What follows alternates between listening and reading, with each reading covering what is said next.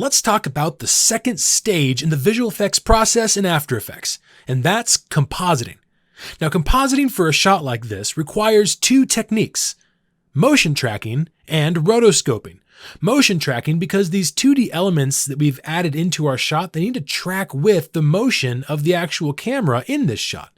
This will also allow us to position our items in Z-space, thereby imitating the natural parallax that happens when a camera moves. We'll also have to rotoscope, because these horizon elements, like this building and this tower, they need to appear behind our horizon line. Notice here the environment sitting on top of this post and these reeds, and likewise this tower is sitting on top of this hill when I really want these to look behind the horizon, and that's going to require us to rotoscope the elements on this horizon line. So with these two techniques in mind, we'll be able to composite these elements into a moving shot.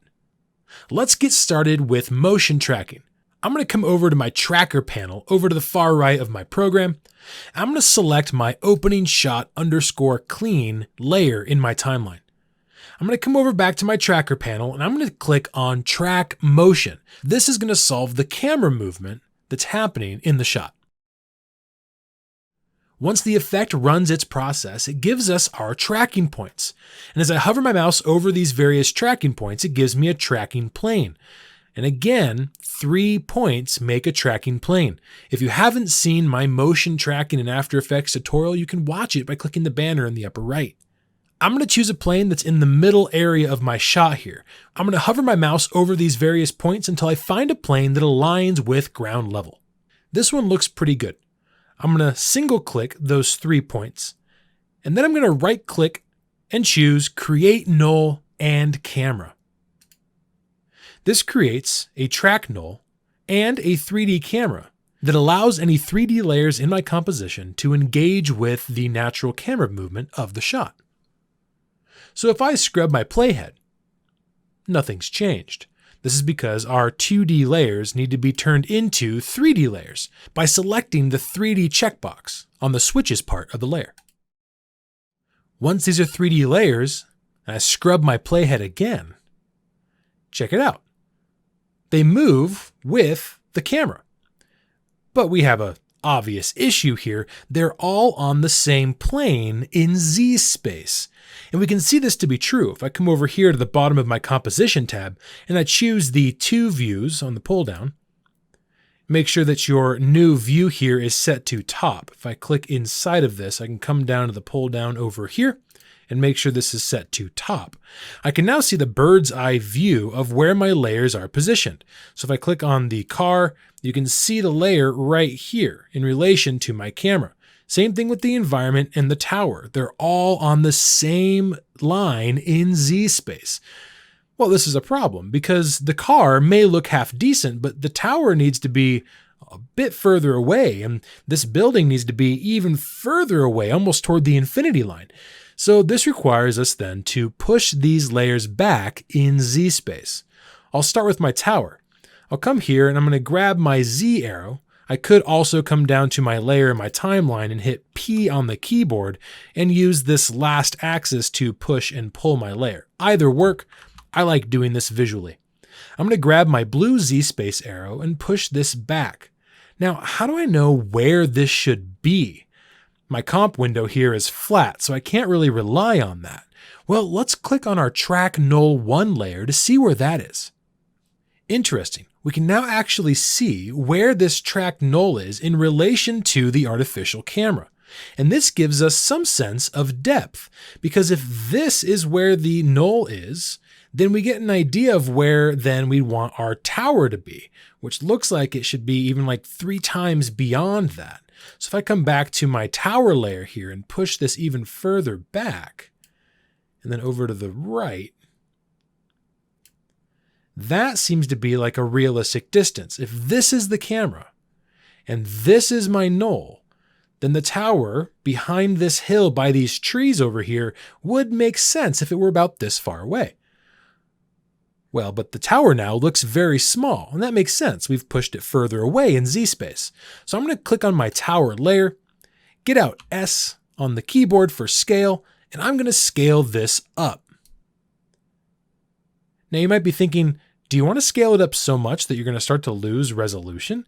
And I may have to go above 100%, as we'll see when I start to do this with the building. But again, because we're working with distance requires blur. And so if we're scaling this above the 100%, we're going to lose some resolution, but that natural fuzziness will actually work to our benefit in a compositing example like this. So I'm going to scale this tower up to be about that size, maybe a little smaller. And that looks pretty good. We'll do some refining in a bit, but for now, this looks pretty good. Let's come down to our building.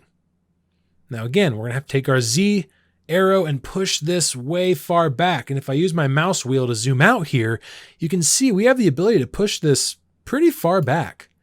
So I'm going to push this as far back as my comp will allow, move this over using my X-axis, and then I'm going to have to press S on the keyboard and scale this up significantly because it's so far away. I'm going to scale this up to about here, a little over 1,000%. And I'll drag this back to where I would like it to be.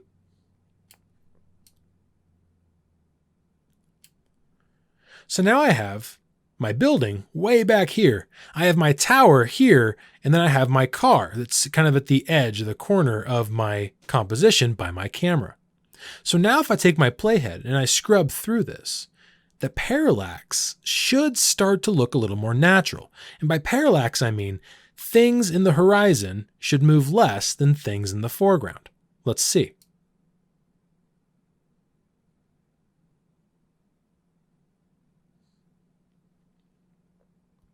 That looks pretty good. The tower looks like it's still a little too far forward. If you see that, it moves quite a bit more than those trees do, which means it's not far enough back yet. And you will take some push and pull to make this parallax look right. I'm going to go ahead and push my tower back to be about halfway between the building and the car, and then reposition it here. And again, scale this up as necessary. Let's see how this looks. That's quite a bit better. So now that I have my layers positioned in Z-space and tracking with our tracked plane, all based around our track null 1, the motion tracking part of our compositing is now done. If I play this back, we can see what we've done. Take some time right now and play with the Z-space parallax. Yours may not look exactly like mine, and mine's not even looking exactly perfect. So experiment with this and then continue on in this tutorial. Assuming you have your layers pushed back in Z-space with a parallax that looks good, let's go ahead and move from our 2 views back to our 1 view now that our motion tracking is complete. And let's move on to the rotoscoping part of this compositing example. Now we need to rotoscope because we have to make sure that our horizon elements are behind this horizon line, which requires us then to isolate the elements on the horizon from our video clip and essentially paste it on top of itself to kind of create a sandwich with our 2D elements being the filling. To start, let's come down to our opening shot and let's duplicate this by hitting Control or Command D on the keyboard. And then I'm going to drag this above my 2D elements, thereby covering them. And then I'm going to hit Enter on the keyboard to rename this Roto Layer. Then let's start the rotoscoping process. First, make sure that your playback resolution is set to full, and then double-click your roto layer in your timeline to open it up in our Layer tab. Now, it's giving us a 3D camera tracker error, and this makes sense. We've duplicated our original shot, which has our 3D camera tracker on it. Now, we don't need the 3D camera tracker on our new roto layer because we only need the camera tracker on one shot. And we've already created our null in our camera. So I'm going to go ahead and erase the 3D camera tracker on my roto layer altogether. And that gets rid of that warning banner. Now I'm going to get out my rotoscope tool up here in my toolbar. And again, if you click and hold this, you see the roto brush tool and the refine edge tool. We'll be using both. But let's start with the roto brush tool. Come down here, and depending on the size of your roto brush, you can change that size by hitting Control or holding Command on the keyboard and clicking your mouse up or down. This changes the size of your roto brush itself. I'm going to begin painting on the horizon line here, ignoring the trees and these reeds. We'll worry about the reeds later. I'm going to click and drag through this and let go. Now, if you're using the latest version of After Effects, the RotoBrush 2.0 interface does a really good job capturing what it assumes you're intending to capture. Notice here it ignored my trees and it got a good majority of these reeds, which is pretty good. Now, the first thing I want to do is come up here to the new RotoBrush and Refine Edge effect that it automatically applied to my roto layer and change the quality pull down from standard to best. Because why do standard when you can do the best? Next, I'm going to change my tool from my RotoBrush tool to my Refine Edge tool. Because we have these reeds here, we're going to need to make these interact with the images that are going to be behind them. Otherwise, they're just going to get cut off and it's going to look a little goofy.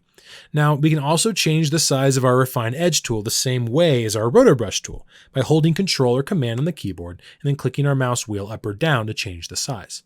I want this to be significantly smaller.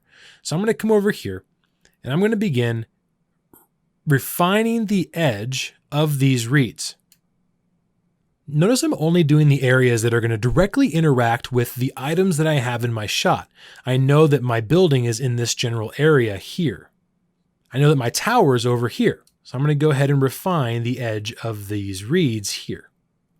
You know you're refining the edge when you have kind of this X-ray view appearing. And if you need to, go back and make sure you add the other areas to refine if necessary.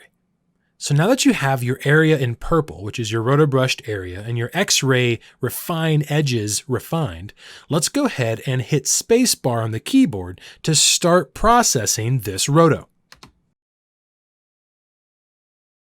Now at this point, the actor comes in. Don't panic, let it finish what it's doing, and we'll go back and refine and account for him later. RotoBrush 2.0 did a pretty good job once the actor came in here. It started to account for him pretty early on, but it missed his head. So what we want to do is we want to come to the first frame where he appears, right about here. Get out our RotoBrush tool again and paint on his head. Now we're RotoBrushing the actor because he passes in front of the tower element that's going to be living here. So he has to then be rotoed so he can appear like he's in front.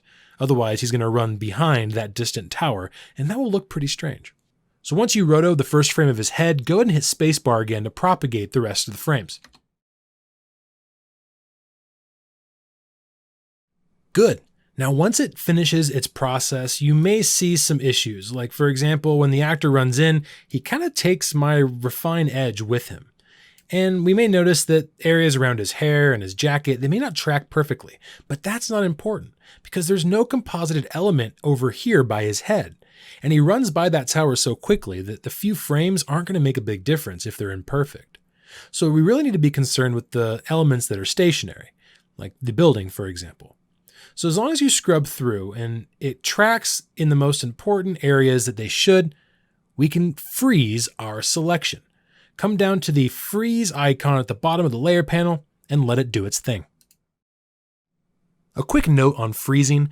If you don't like the way a roto looks, maybe you're 3 hours in after this and you're like, it's just not as perfect as I want, you can always double click your roto layer again, open it up in the layer panel, and then you can unfreeze and re-roto the whole thing if you wanted to. Nothing's permanent, and that's what's nice. Once the freezing's complete and your roto bar turns purple, let's go ahead and jump from our layer panel back to our composition panel. And some things have changed. Now first, before we move forward, let's go back to our selection tool, not our RotoBrush tool. And we can see that our elements have been decently composited, meaning they now live behind this new roto layer. Well, where's our car? Well, our car is behind our roto layer, which if I were to solo our roto layer, you can see what this did. It's literally just this part of the video that we rotoed out. Hit Control Z here, which means anything we want on top of this, like the car, needs to live on top of the roto layer. So again, we have our roto sandwich, our top layer of bread, our filling of our tower and our environment building, and then our opening shot clean, which becomes the sky at this point. So now it looks like the tower is properly behind our horizon, this building looks like it's properly behind our horizon, and the car now lives on top in the left corner. But we still need some refining. The reeds here in front of the building, they need some further refinement. So I'm going to move my building down a hair to make it look a little more like it's scaled in there. And then I'm going to come up to my roto layer where the roto brush and refine edge effect lives. Now I'm going to come down here and change some of these settings. And this may be totally different for yours, so feel free to experiment after this. We have two main sections of this fine tuning. We have the fine tuning the actual roto brush matte, which was our purple line, and we have the fine tuning our refine edge matte, which is our X-ray vision. I'm going to focus mostly on our refine edge matte because the main edge of our purple was pretty good. There wasn't a whole lot else to grab. So I'm going to make sure that we reduce the chatter reduction from off to more detailed because we have a lot of reads that we need to detail through. I also want to increase the contrast from 0 to about half, 50% to start. And you can see that did a lot. It got rid of kind of that haze around most of my reads. Now, if you need to, change some of the adjustments on the roto brush matte refinements. There are some reads in that basic edge, so we can also increase the contrast a little more if we need to beyond 80%. Shift the edge back a few, and this just pulls those pixels back a hair. And I'm going to actually turn my feather off because we want those edges as harsh as possible. I'll also reduce some chatter here up to 50%. And that's looking pretty good. Now, if you're wondering why it doesn't look fully well integrated, it's because we haven't done step 3 yet, which is the integration step, where we're actually going to blur this and make it match the look in the blur of the foreground. And that's going to go a long way. Right now, it looks kind of strange because it's really in focus and sharp where the background is not. So don't worry, we'll fix that in the next stage. For now, we're just worried about getting our roto layer to look like it's decently involved with this building. Let's play it back and see what we have.